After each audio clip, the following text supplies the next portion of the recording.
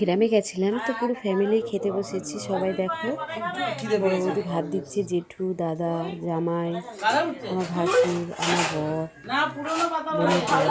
এই যে সব কলা পাতায় খাবো বলে জেঠুকে বলেছি কলা পাতা কেটে আনতে। তো জেঠু কলা পাতা কেটে এনেছিল, তো কলা পাতায় সবাই ভাত খাচ্ছি। এই যে দেখো, এই যে আমার বর আর আমার ভাসুর আর এই যে আমার বোনের বর, সবাই বসেছে একসাথে। তো সবাইকে ভাত দিচ্ছে বৌদি, বড় বৌদি। বড় বৌদি সেই তরকারি দিচ্ছে। তারপর শশা কাটা হয়নি, শশার কথা বলছে দাদা, তারপরে শশা কাটবো। তো দেখো, গ্রামে গেলেই আমার বরের নানান রকম বায়না, অনেক কিছু। কেমন লাগছে বন্ধুরা কমেন্টে জানিও। বাচ্চারা নিচে খেতে বসেছে, ওদেরকে কলা পাতা আর দেওয়া হয়নি, ওরা থালায় খাবে। তো কেমন লাগলো? এই যে মাংসের তরকারি করা হয়েছে, মাছ,